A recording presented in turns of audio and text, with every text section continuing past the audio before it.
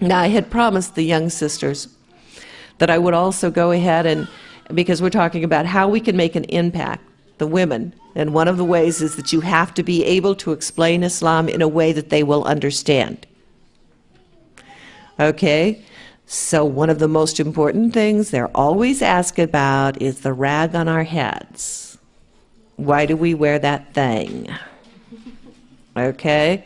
And, you know, I'm amazed. I ask Muslims, why do women cover their hair? And maybe 1 out of 99 gives the right answer.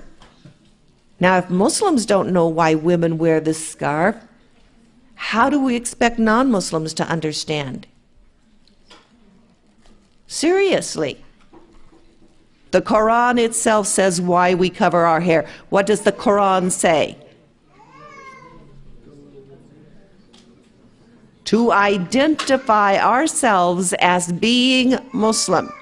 That's number one, that we would be recognized. We put this on. This is an act of truthfulness, all right, so that everybody will know that we are Muslim women. We want everyone to know that we are Muslim women. We are proud of being Muslim women. But then this says a lot too. See, what this tells everyone who sees me is what stands before you is a woman of enormous strength, enormous courage and integrity. This woman will not lie. She will not cheat. She will not deceive. She will be the best employer, the best employee, the best friend, the best advisor, the best counselor. That's a Muslim woman. You can trust her. And it's a warning. Oh, yeah. It looks up here and it tells to everybody what stands before you is a woman who knows her worth. She knows her value. She is not a toy. So don't even try to play with her. This is a woman you take serious. See, my hijab lets people know straight up front that I want to be set apart from everyone else. I want you to know who I am, and this is what you have a right to expect from me, and this is what I will accept from you. Therefore, when you come near me, leave your profanity somewhere else. I will not hear it. When you come to me, don't tell me stories about someone else. I do not eat the flesh of my brother. This identifies me as being a Muslim woman. Now the ayah goes further, you know, and it says that you would not be molested. And some people have taken the word molested and turned it into rape. It has nothing to do with rape. Actually, rape has nothing to do with sexual attraction. Rape is an act of violence and hate and domination. Old women, I mean ancient old women, even older than me, get raped. Okay? No matter what you wear, it doesn't matter because it has nothing to do with sex. They're not turned on, they're filled with hate. That's where rape comes from. It has nothing to do with sex. When it speaks of the protection comes from your attitude. Okay? Because I know what Allah has said about me. Then I'm going to have what I call the Islamic attitude. I'm not a toy. I'm truth. I'm honesty. You can trust me. Okay? I take my attitude and I let you know. You don't go past this point with me. I don't accept that. That's my attitude. And that attitude makes everyone notice.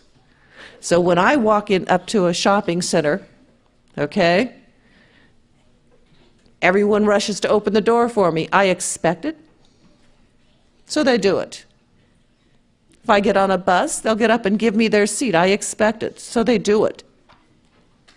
I'll walk into a room where they're telling a dirty story and they stop because they know I won't tolerate it. So I have the Islamic attitude that lets people know what to expect from me. And at the same time, anyone who has trouble knows that they can come to me and talk to me about their problems, and that their problem will be safe, it'll be secure, and the guidance they get will be the best of guidance. Therefore, I do counseling not only of Muslims but of non-Muslims, because they trust me.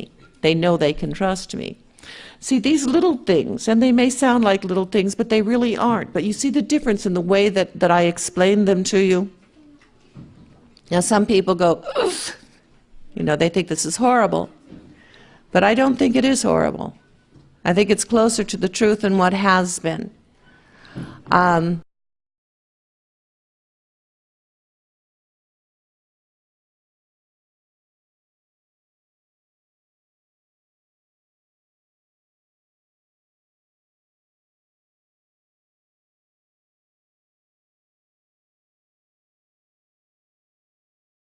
حضرتك سؤال هو يمكن سؤال بسيط لكن بيدور في اذهان كثير جدا من البنات وبيقولوا يعني ليه الحجاب للبنات؟ ليه الرجل بيلبس زي ما هو عايز يلبس لكن الفتيات لازم يرتدوا الحجاب؟ لا، هو الحقيقه الاول الامر بسيط، او الامر بشكل يعني بسيط جدا. نقول لو في 100 راجل يريد ان هو يفتن امرأة واحدة مش هيعرف، لكن لو في مرأة واحدة تريد انها تفتن 100 راجل هتقدر. فلان مصدر الفتنة كان جاي من المرأة، فكان لابد ان مين اللي يكلف بالحفاظ على نفسه من هذه الفتنة، فكان لابد ان تكون المرأة. قضية الشيطان الاولى في الارض العري. تخيلي حضرتك الحكاية دي، فوسوس لهما الشيطان ليبدي لهما ما وري عنهما من سوآتهما لآدم وحواء فأكل منها لما طاعوه فبدت لهما سوآتهما. شوف قضية العري. يا بني آدم لا يفتننكم الشيطان كما أخرج أبويكم من الجنة. شوف الآية، ينزع عنهما لباسهما. قضية الشيطان مع الأرض، إزاي تتم الفتنة في الأرض. عشان كده يمكن ناس تستغرب تقول هو انتوا افردتوا حلقه للحجاب؟ ايوه، لان قضيه الشيطان للفتنه في الارض بتبدا من الحته دي. ينزع عنه، ده من ادم وحواء، ينزع عنهما لباسهما، وفضل شغال عليها مع الاجيال.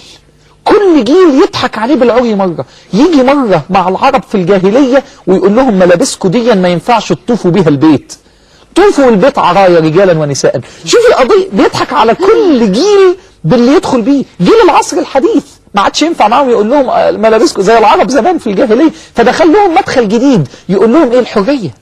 الحريه، ليه تقيدي نفسك؟ ليه يسجنوكي جوه الحجاب؟ يا بنتي الموضوع مش كده، الموضوع ان الشيطان وسيلته الاساسيه للفتنه في الارض العري. ده معنى لازم الناس تبقى عارفاه، وسوره الاعراف تدل على كده، ان كانت قضيه الشيطان مع ادم وحواء ينزع عنهما لباسهما ليريهما سوآتهما.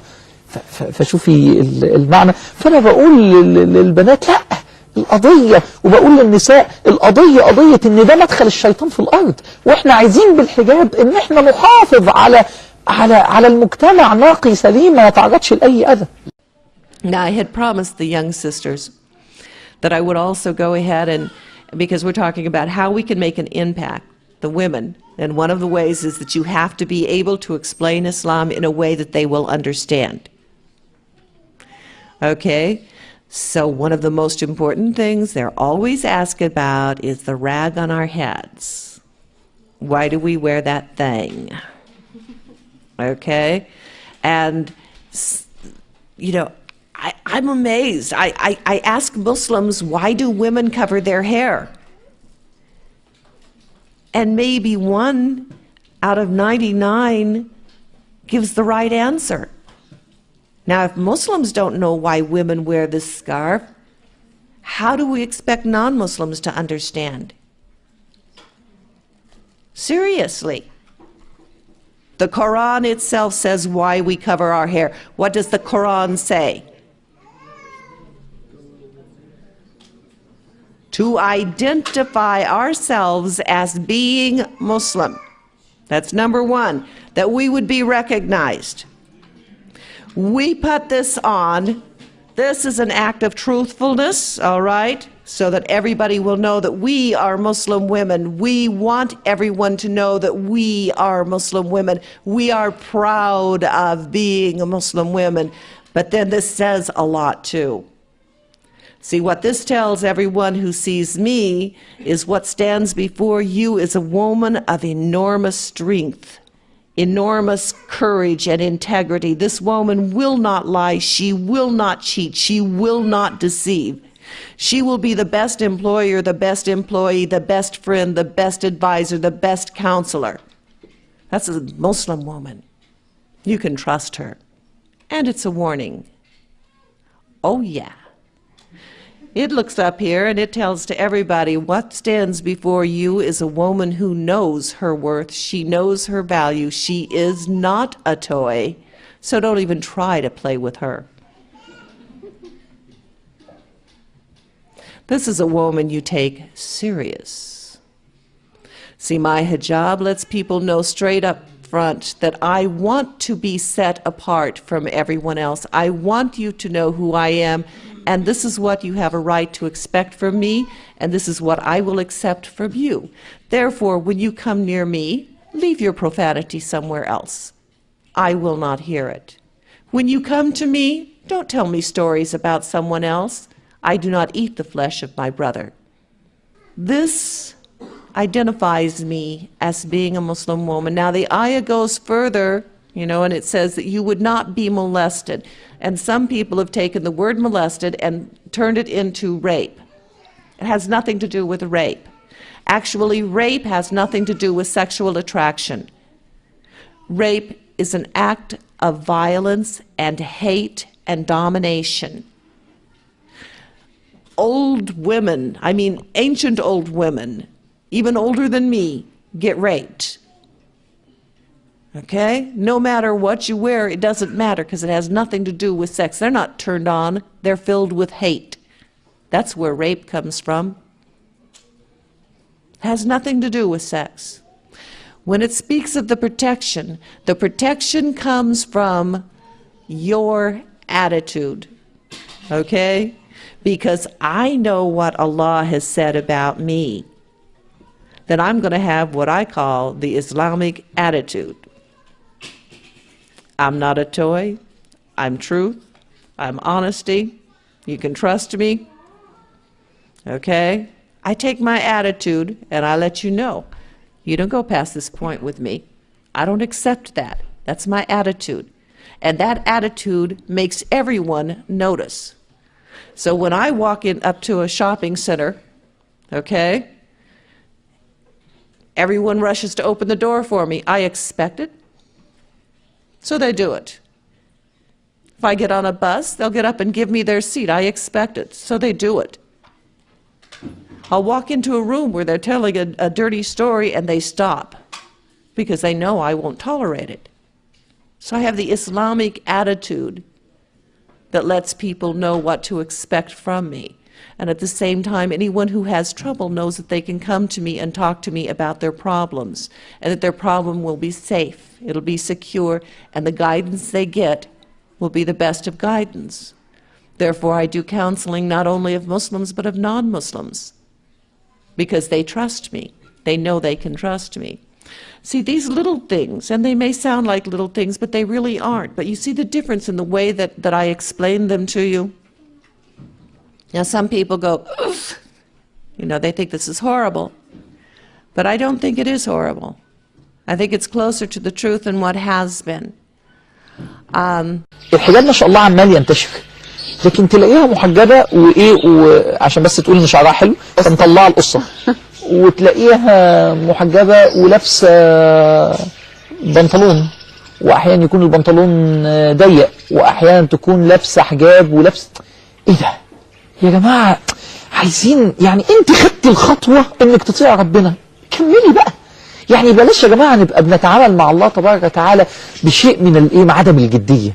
إنه لقول فصل وما هو بالهزل. ما ينفعش ناخد الدين يعني إيه نقول يعني صحيح احنا بنفرح بكل خطوة، يعني برضه عشان ما نزعلش بناتنا دول، احنا فرحانين بكل خطوة تتنقليها إلى الله تبارك وتعالى. ما كنت متبرجة تماما تماما تماما ودلوقتي بقيتي بتلبسي بكم طويل، ده مش حجاب، بس احنا فرحانين ان انت بقيتي بتلبسي بكم طويل، حطيتي طرحه على راسك، جميل، بس نقول لك خلي بالك ده لسه مش الحجاب الكامل، لكن احنا فرحانين بالخطوه دي، وان شاء الله الخطوه دي خطوه في ارضاء الله تبارك وتعالى، لكن ده مش ده الشكل الكامل، الشكل الكامل فنقوله بالمره عشان النساء شكل الحجاب. احنا الحجاب له عده شروط. أيوة. من الشروط دي ان هو ما يوصفش الجسد ابدا. فلو بنطلون وصف الجسد يبقى الحجاب مش كامل.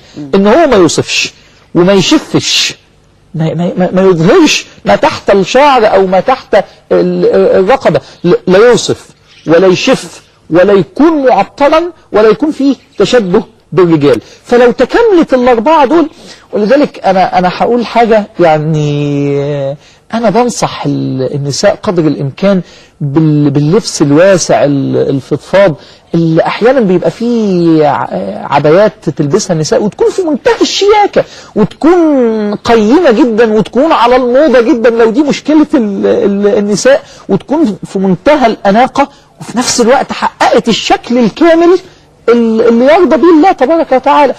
فدي نقط الحقيقه مهمه جدا جدا جدا، ما يوصفش ما يشفش. فلازم البنات وهي بتلبس، ولذلك البنات تقول طب البنطلون الواسع، انصحك اقفي قدام المرايه، اقفي قدام المرايه واسالي نفسك وصف ولا ما وصفش. لو وصف ما بقاش حجاب كامل.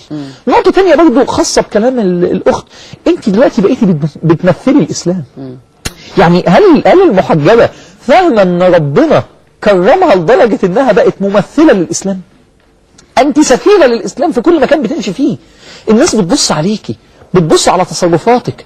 يا ست ده يا عم دي محجبة لكن شوف عاملة في نفسها ايه، يا عم دي محجبة لكن شوف صوت ضحكتها عامل ازاي. ما ينفعش يا جماعة، اتحجبتي لازم تكملي بقية يا جماعة الحجاب مش مظهر، الحجاب روح، الحجاب سلوك. احنا مش، انا عارف ان في نساء هتسمعنا وتقول طب انا سلوكي من جوه زي الفل، لكن لا، مطلوب الاثنين على بعض.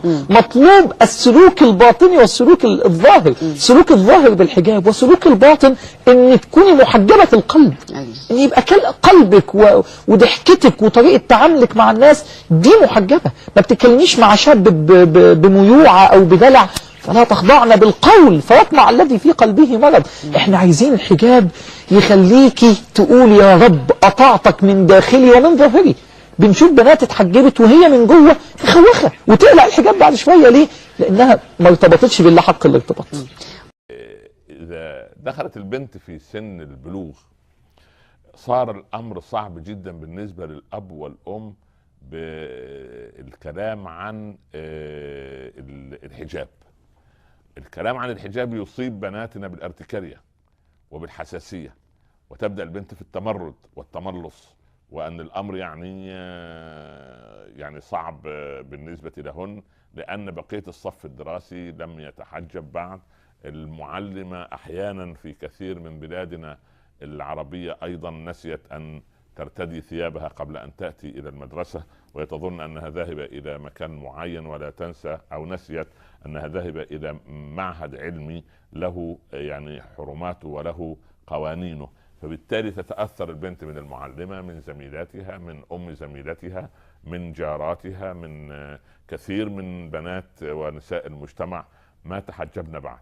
فعندما تتكلم الأم عن الحجاب وتنهر، فكأنما تتكلم عن شيء مستحيل أو شيء صعب أو شيء بعيد المنال. فبالتالي الكلام يدخل من أذن البنت المراهقة ويخرج من الأذن الأخرى، فبالتالي المسألة بالنسبة لها لا تساوي شيء.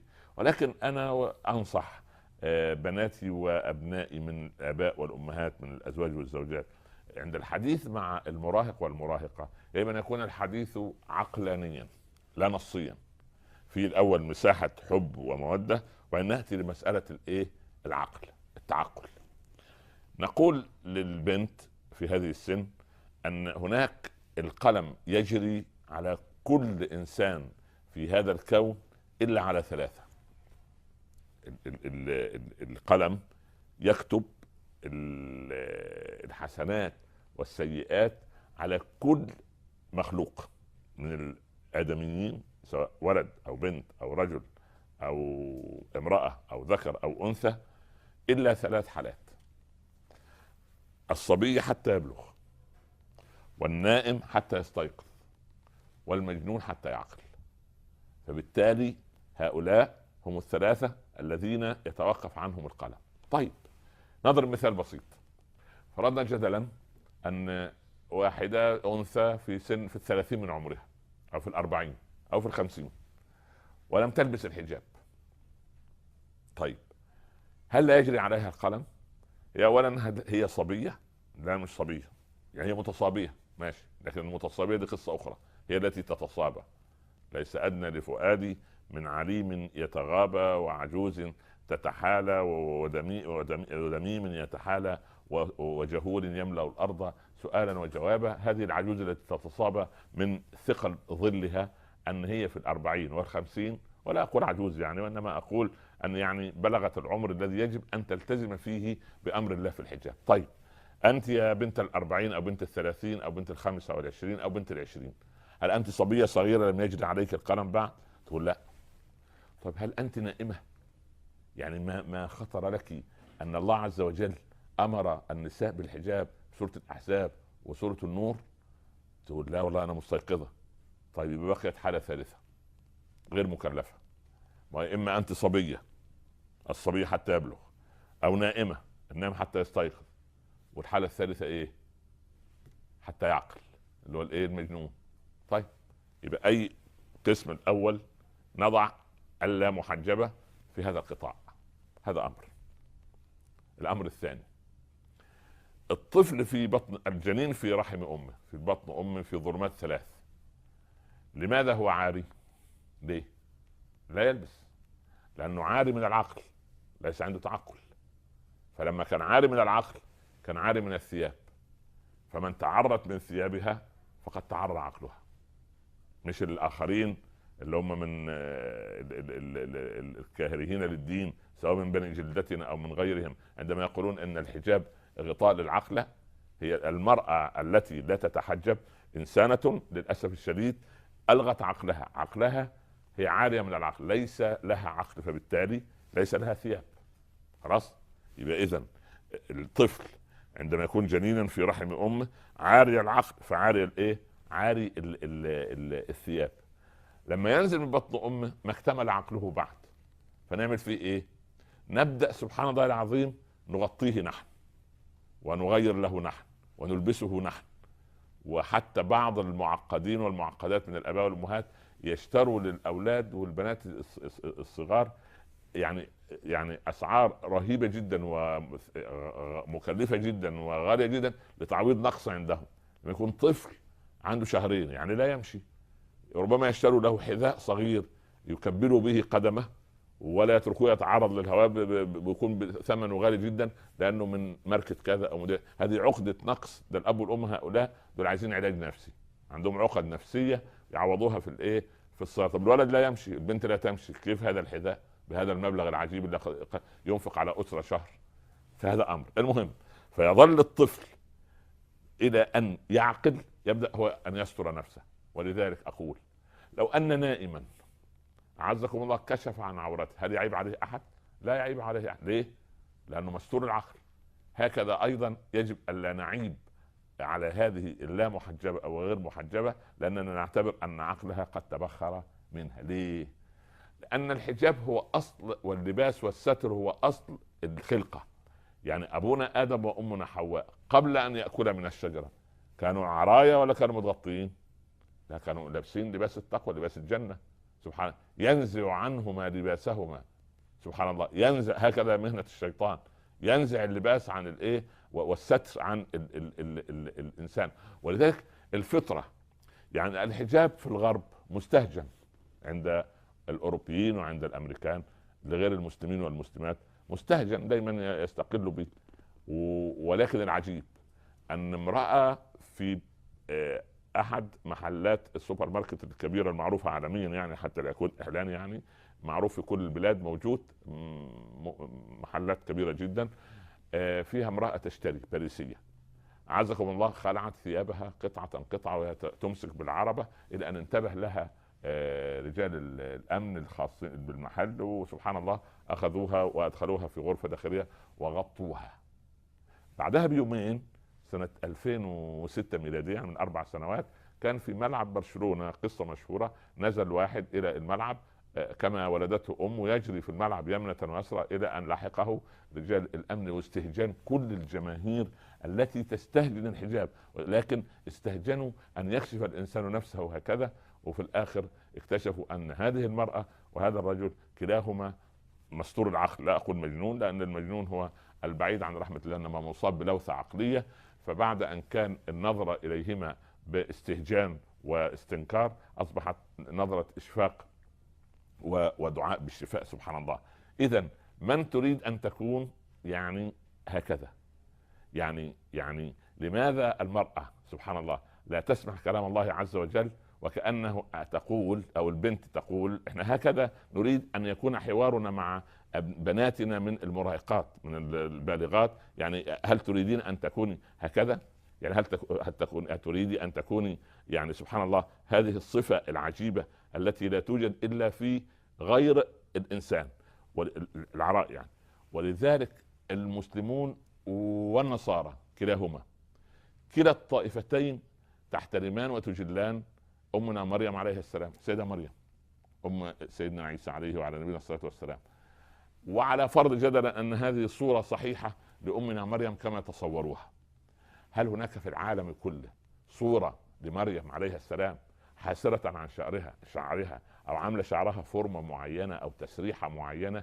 أبدا. الكل يحترم مريم عليها السلام من مسلمين ونصارى. سبحان الله الكل يحترمها.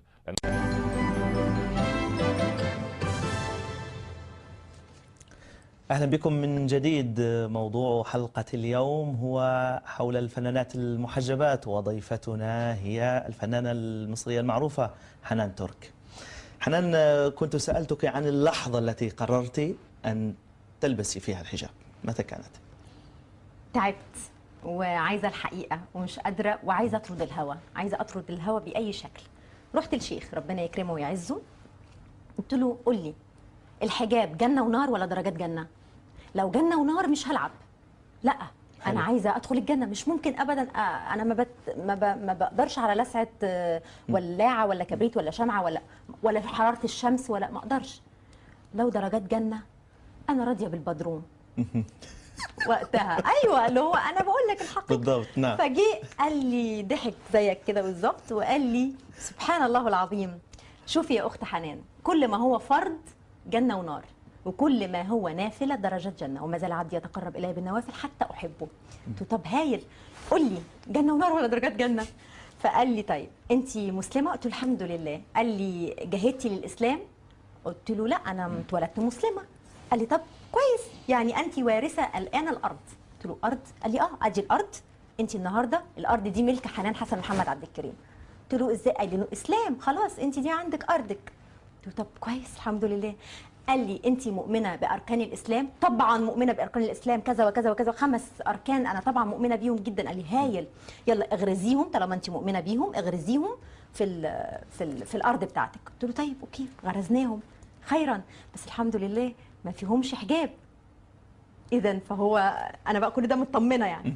فقال لي طيب عيشي بقى. قلت له عيشي ازاي؟ قال لي معاكي ارض ومعاكي عمدان تمام قوي، عيشي.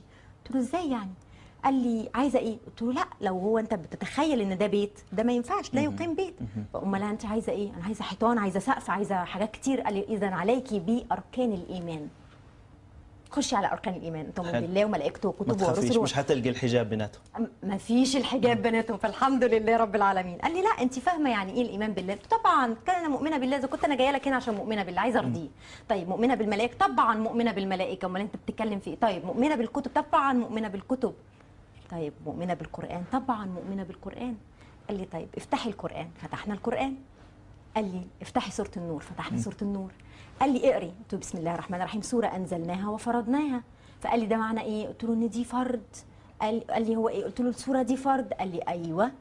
طب وبقيه القران؟ قلت له لا يبقى مش فرض. سبحان الله العظيم. قال لي يا حنان الله يهديكي، ان الذي فرض عليك القران لردك الى ميعاد، الله يكرمك، يبقى كل القران فرض. طب قلت له طب واشمعنى؟ قال لي زي ما يكون عندك ورقه اسئله في امتحان مهم يقول لك الشابتر ده حط تحته 40 خط مهم، ربنا سبحانه وتعالى قال على هذه مهم، سورة أنزلناها وفرضناها. طب ليه؟ لكثرة الأحكام اللي فيها. زي ما بيقول ايه دي الايه الكبسولة، بمعنى ان انت مثلا عندك كتالوج وعندك هاو تو، يعني زي ان انت تفتح وتقفل بالظبط. فهو ده الصورة دي كده. فقلت له طيب ماشي، برضو ما فهمتش يعني الحجاب فين فيها. قال لي افتحي، جاب لي الصورة بما معنى الآية وجاب لي الكلمه اللي خاصه بالحجاب، وليضربن بخمارهن على جيوبهن. قلت له ما هي دي. طب انا ما اناش عرفني بقى ان الخمار ده هو الحجاب. معلش يعني هو ربنا سبحانه وتعالى قادر على انه يقول حجاب، وقادر ان هو يقول غطوا شعركم. تحركت من جديد حنان الفنانه كده بالظبط، اللي هي يعني ما انا عايزه اقرب لهوايا. نعم. شوف وقتها بالضبط. ايه اللي كان في الدماغ، ان انت طول الوقت عايز تصارع علشان ترضي النفس اللي هي اوريدي طموح. هو طموح حنان في الاخير بالظبط. يعني. المهم جه بعد كده قال لي طيب تعالي نفصص الكلمه بالمعجم اللغه العربيه. قلت له يلا هايل. قال لي قولي خمار جايه من خمر. قلت له خمر اللي بيشربوه؟ قال لي ايوه هو خمر اللي بيشربوه.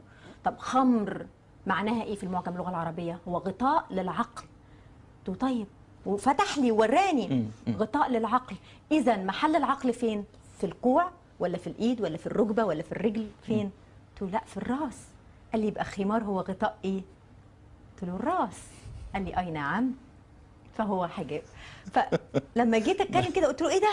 وهو خلاني انا اللي اقول مش هو اللي قال. قلت له اذا فهو فرض. قال لي تخيلي يعني جنه ونار. ايوه لا اله الا الله. وزعلانه جدا بقى. فانا جيت امشي كده قال لي تعالي يا حنان اصبري. قلت له ايوه. قال لي انت الاول كنت متشككه. قلت له بصراحه متشككه كنت، وما كانش معاكي الحقيقه. لا ما كانش معايا الحقيقه. قال لي لك حساب عند الله، والان لك حساب اخر. عليكي حجه، انت عرفتي وبحثتي وايقنتي وامنتي انه فرض. تعجلي وسبني. طبعا مشيت بقى قلت لا اله الا الله حسبي الله ونعم الوكيل. يا ريتني ما رحت. بس اللي هو سبحان الله العظيم. وقت ما عرفت بقى انه الحجاب فرض. بس شيخ سحار هذا. سبحان الله العظيم. ابدا. سبحان الله العظيم. ربنا يعني انطقه باللي ينفع مع حنان. نعم. سبحان الله العظيم. لانه انا لازم اقتنع. يعني استعمل كل الوسائل العقليه والمنطقيه حتى اوصلك الى بدون خلاني انا اللي انطق. هو ما قالش حاجه، هو الراجل ما قالش حاجه. نعم. يعني لذلك انا قلت لك سحار من الاول. بالظبط. انت اللي رفعك لي ما بعرف. طيب حنان بصراحه لو اليوم التقيتي بشيخ اخر وحط لك مبررات او وضع لك ربما بالمنطق نفسه انه يمكن انت تمثلي من غير حجاب او كذا، وصلتي الى قناعه بانه الحجاب ربما ما يكونش فرض، يعني ممكن ترجعي تمثلي من غير الحجاب؟ لا. عارف ده كان ممكن امتى؟ لما ما يكونش معايا علم شرعي. السنه ونص اللي انا توقفت فيهم دول بحثت، قلت انا عايزه اعرف ديني. جميل. انا عابده لله ولكني لست بمؤمنه حقيقيه لله سبحانه وتعالى، لاني لا اعلم. ازاي هتؤمن بحاجه انت ما تعرفهاش؟ ازاي؟ فدرست على سبيل النجاه وليس على سبيل الدعاء. عشان بس نبقى حاطين دول. يعني انا بدرس علشان انا افهم، عشان انا انفذ، عشان اعمل. مش لانك انت والله حنان اول امس كنت فنانه واليوم طلعتي لنا بالحجاب وبعده صرتي لنا شيخه وداعيه وتعطينا الحلال والحرام زي ما حكوا عنك في الصحف يعني. ايوه بالظبط. لا يعني انا اتمنى من الله سبحانه وتعالى انه افعالي هي التي تدعو. ما عندكش نيه للمشيخه يعني؟ اتمنى في حد يعني معلش دلهم برضو مقام عند الله. ما انا اصل اللي عايش طول عمره طب في الدنيا لا يقبل الا الطب عند الله. يعني لما تقول مثلا حنان كذا وهي في السلالم الاولى في المش عارفه ايه والافيشات ما اعرفش ايه، ودي دنيا زائله بتخلص. خلصت مع علاء ولي الدين في ثانيه. صحيح. في ثانيه. ولكن ما هو مقامي عند الله؟ اتمنى من الله سبحانه وتعالى. طموحك الان بالذات؟ طموحي الان ان انا لانك مشكلتك انت ما تقعديش من غير طموح، لابد يصير عندك طموح. طبعا. طيب طموحك لما كنت فنانه كنا معروفين. الان ما هو طموحك حنان؟ كما الله سبحانه وتعالى من علي في الدنيا بمشاهير اهل الارض، اتمنى من الله ان اكون من مشاهير اهل السماء. هو ده هدفي، ان القب عند الله. انا هنا الفنانه، الفراشه، البتنجانه، المش عارفه ايه. يعني سبحان الله العظيم الالقاب يعني بصرف النظر هي ايه. انما عند الله سبحانه وتعالى الصادقه، القائمه، الصائمه، المتقيه، المحسنه. يا رب. بس ما فيش شهرة، ما فيش يعني الحاجات الحلوة اللي كانت تدغدغ حنان هذه، انه تطلع هنا وتشوف هنا ويشوفوها الناس ويقولوا الله هذه حنان. هذا من فضل ربي. زي ما يكون شال وحط. سبحان الله العظيم. النهارده بقت سعادتي مش في ده ولا الجايزة ولا سعادتي النهارده اني اروح دارفور واشوف اولاد بيلعبوا معايا وبيضحكوا. اني اروح مكان وست عجوز اديها شربة ميه. انك تشاركي في قافله الى غزه زي ما عملتي قبل قافله فترة. الى غزه، بصرف النظر انها وصلت او لا، ولكن يعني والله ما بعرفش وصلت ولا لا. هي لا والله وقتها لا، بس الحمد لله رب العالمين كل الاشياء وصلت بفضل الله. بس مؤخرا يعني لا، وشعبيتك كبيره في اهل غزه واضح. هل هنا ونحن فتحنا غزه الان، غزه تمر باوضاع انسانيه يعني للاسف. أسأل الله العظيم يا رب يا رب هل يا رب هل يا رب هل بامكانك ان تفعلي شيء لاهل غزه حنان؟ محتاجة أسأل، محتاجة أسأل أنا ممكن أعمل إيه؟ لأنه قد يكون البني آدم عنده حماس رهيب جدا لأشياء، ولو ما كانش فيه تقنين للعمل أكيد مش هيقدر يعمل حاجة. فأنا بقول أنا جاهزة أبدا لغزة، أنا جاهزة أبدا لفلسطين، أنا جاهزة أبدا للقدس.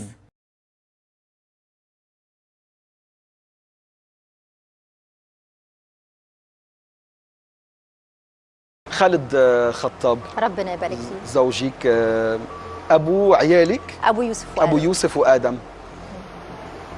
ماله؟ انت طلقتي؟ لا لا لا، هو طبعا بس انت طلبتي. انا بس هو المشكله يعني كانت في مفترق طرق. يعني انا كان بقالي زي ما قلت لك 7 سنين بحاول ان انا اتحجب، ولما خدت قرار الحجاب ما تناسبش مع خالد خطاب، لانه من الناس اللي شايفين انه الحجاب مش فرض، وانه هو بيصوم وبيصلي وبيحج وبيعتمر، وشايف انه ربنا سبحانه وتعالى مش هو الحجاب دوت اللي بس شو كان عنده مشكله مع الحجاب؟ هو شايف انه مش يعني ليه يعني ان دوت مثلا يعني حاجه زي ايه، انه دوت يعني زياده. لا لا زياده، يعني انت كده هتعملي زياده عن اللزوم. ربنا ما طلبش ان احنا نتحجب، ربنا ما طلبش، يعني هو ده كان رايه واقتناعه. وعشان كده انا على فكره يعني بحب جدا جدا وبحترم قوي الراي والراي الاخر. قبل ما اقول لك انا رايي ايه، طبعا دلوقتي يا تفهمني يا اقتلك، ده موضوع تاني يعني لازم هيدا الشعار يا تفهمني يا اقتلك. يقتلك ده في الشعوب كلها بيحصل دلوقتي يعني. ربنا يستر علينا وعلى الجميع. ولكن انا هنا في النقطه دي انا اتجهزت، انا حنان جهزت نفسها وقعدت تسال وتدور وتدعبس، وربنا عايز ايه ويحب ايه وما يحبش ايه، لدرجه ان انا درست علوم شرعيه مثلا من قبل ما اتحجب. يعني درست علوم شرعيه من قبل ما اتحجب يمكن باكثر من 9 أو 8 شهور. بس شو كان ردك له لما قال لك انا ما بيناسبني او مش مطلوب تعملي هيك؟ قلت له جمله انا كنت درساها وكنت مؤمنه بيها قوي: لا طاعه لمخلوق في معصيه الخالق. انا مش هقدر اقول لك حاضر على حاجه انا مؤمنه بيها جدا وتعبت قوي قوي علشان اوصل لها. فلو انت ما يناسبكش يا خالد ان انا اكون محجبه خلاص. وفعلا يعني قعدنا فتره كده بنحاول ان انا ابقى يعني بحجابي عادي ونكون عايشين. يعني الحياه طبعا فيها اختلافات كتير جدا فانفصل.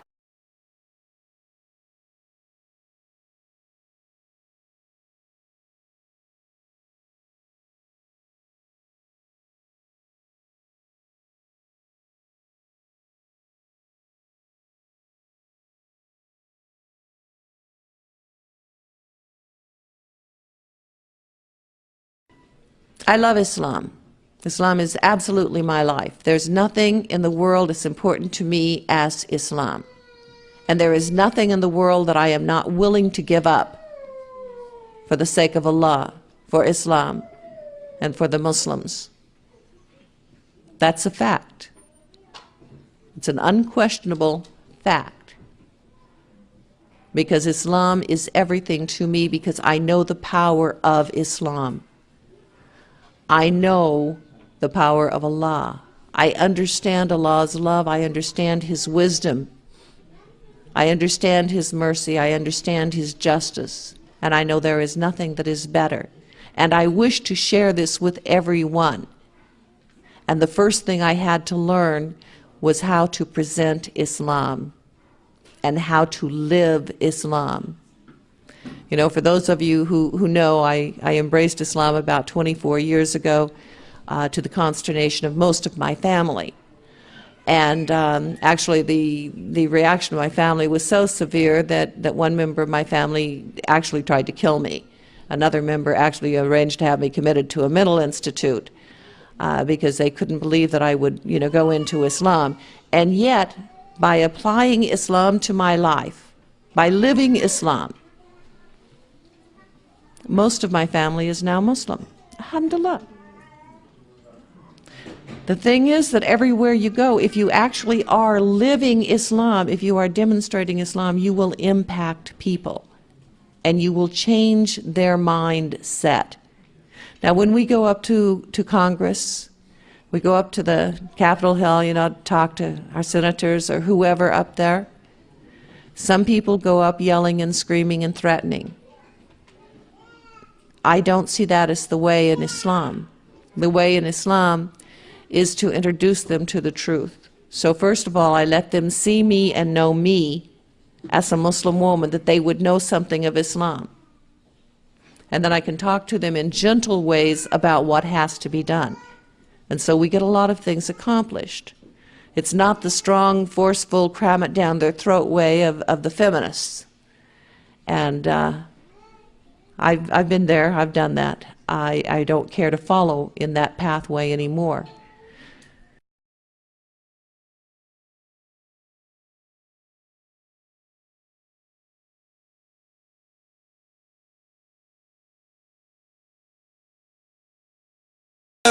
يا أيتها النفس المطمئنة يا أيتها النفس المطمئنة ارجعي إلى ربك راضية مرضية ارجعي إلى ربك راضية مرضية فادخلي في عبادي وادخلي جنتي.